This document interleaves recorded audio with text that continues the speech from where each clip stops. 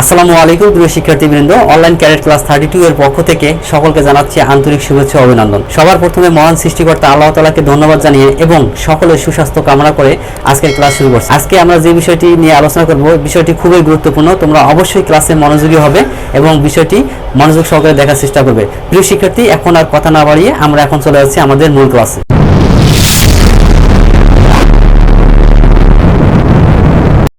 আজকের বিষয় English grammar. এই ক্লাসটি সকলের জন্য প্রযোজ্য। প্রিয় শিক্ষার্থী, আজকে যে বিষয়টি নিয়ে আলোচনা করব, পার্সন পার্ট 2। ইতিপূর্বে আমরা পার্ট 1 আলোচনা করেছি। শিক্ষার্থীবৃন্দ, আমরা ইতিপূর্বে পার্ট 1 এ অর্থাৎ idea of person in English, classification of persons, form of persons আলোচনা করেছি।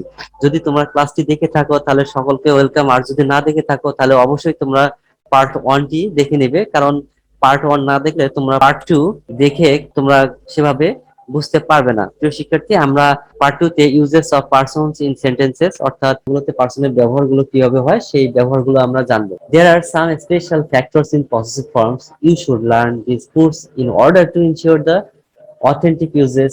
Here are a few points. আমাদের এখানে কিছু পার্সন সম্পর্কে, সেন্টেন্সে বাক্যের যে প্রোনাউন গুলো বা পজিটিভ ফর্ম গুলো যে ব্যবহার হয় সেই সম্পর্কে আমাদের কিছু রুলস দেয়া আছে। আমরা সেই রুলস গুলো এখানে দেখবো এবং প্রত্যেকটা রুলস বোঝার চেষ্টা করবো। প্রিয় শিক্ষার্থী, number 1, a possessive form always sits before a noun in a sentence, so the structure of the possessive form is form plus noun. এখানে বলা হয়েছে যে এই নাউনের পূর্বে সাধারণত পজিটিভ ফর্ম গুলো বসে। প্রিয় শিক্ষার্থী, তোমরা এখানে আরো একটু আমি ক্লিয়ার করে দিচ্ছি যে সেন্টেন্সের মধ্যে নাউন এবং পজিটিভ ফর্ম থাকবে সেখানে নাউনের পূর্বে যে ওয়ার্ডটি থাকবে অর্থাৎ যে প্রোনাউনটি থাকবে সেটি হচ্ছে পসেসিভ ফর্ম, অর্থাৎ এখানে ওই নাউনের ব্যক্তিকানা অথবা মালিকানা অথবা অধিকার অর্থে ব্যবহৃত হবে।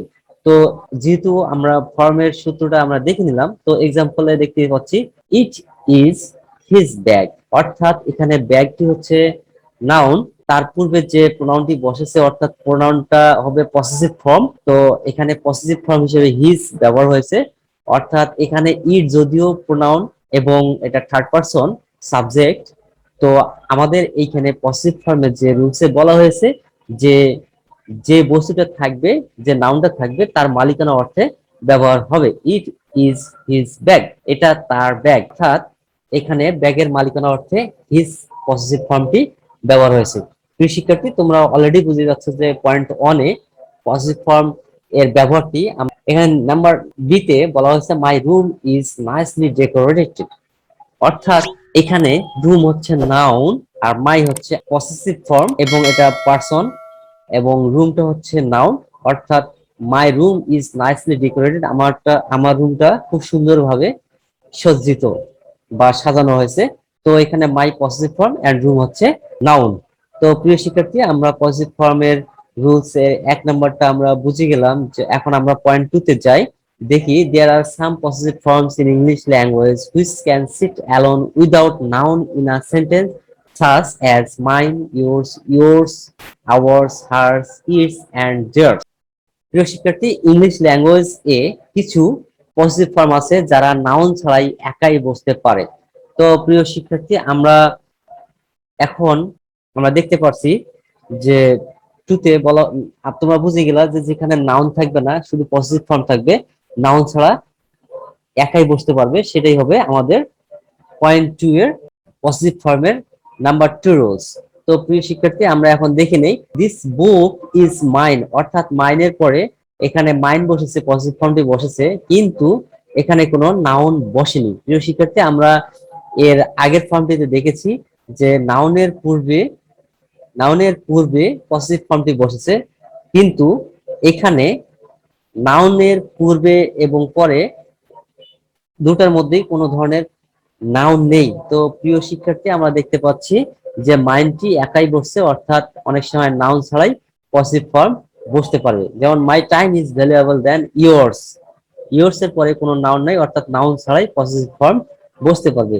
কিন্তু কোন কোন ওয়ার্ড গুলো বসতে পারে সেই বিষয়গুলো এখানে দেয়া আছে যে mine, ours, yours, hers, its and theirs, এগুলো নাউন ছাড়াই বসতে পারে। তো প্রিয় শিক্ষার্থী, আমরা 3 নাম্বার রুলসে যাচ্ছি। We know that person is considered as a pronoun in a sentence usually, but the possessive form which comes before a noun is considered as an adjective. প্রিয় শিক্ষার্থী, আমরা দেখতে পেলাম যে যে বাক্যে পার্সনকে সাধারণত প্রোনাউন হিসেবে গণ্য করা হয়, তবে যে পসেসিভ ফর্মটি নাউনের পূর্বে বসে তাকে অ্যাডজেক্টিভ হিসেবে গণনা করা হয়। তো প্রিয় শিক্ষার্থী, পসেসিভ ফর্ম হলেই আমাদের ওইটাই অ্যাডজেক্টিভ হিসেবেই ব্যবহার হবে। সেটা আমরা এখন দেখি নেই এক্সাম্পলে, I lost his bag yesterday. Here his is adjective, অর্থাৎ যে পসেসিভ ফর্মটি এই সেন্টেন্সের মধ্যে বসবে সেটা অবশ্যই এটা অ্যাডজেক্টিভ হিসেবে, এটা পার্সন বাট অ্যাডজেক্টিভ হিসেবে ব্যবহার হবে, এবং ব্যাগটি নাউন হিসেবে ব্যবহার হবে। প্রিয় শিক্ষার্থী, তোমরা অবশ্যই এই ক্লাসটি থেকে বুঝতে পারলে যে পার্সনের মধ্যে পয়েন্ট তিনটে কি দেয়া আছে, পার্সন কিভাবে ব্যবহার হয় এবং এগুলো কি অর্থে ব্যবহার হয়, তোমরা অবশ্যই বুঝে গেলা। প্রিয় শিক্ষার্থী, এই ক্লাসের মধ্যে যদি তোমাদের কোনো ধরনের কোনো প্রকার কোনো কনফিউশন থাকে, তাহলে অবশ্যই তোমরা আমাকে মেসেজ বক্সে অর্থাৎ ইনবক্সে তোমরা আমাকে কমেন্ট করবে, তাহলে অবশ্যই আমি তোমাদের কমেন্টের উত্তর দেওয়ার চেষ্টা করব। আর যদি আরো কোনো কিছু বোঝার থাকে তাহলে তোমরা অবশ্যই আমাকে জানাবে, আমি তোমাদের সমস্যার সমাধান দেবো। প্রিয় শিক্ষার্থীবৃন্দ, যদি আমার এই ক্লাসটি তোমাদের খুব ভালো লেগে থাকে তাহলে অবশ্যই তোমরা চ্যানেলে লাইক, কমেন্ট, শেয়ার এবং সাবস্ক্রাইব করবে, এবং প্রতিনিয়ত নতুন নতুন ভিডিও পেতে এবং আপডেট পেতে অবশ্যই বেল আইকনে প্রেস করে আমার সাথে থাকবেন। ধন্যবাদ। আসসালামু আলাইকুম।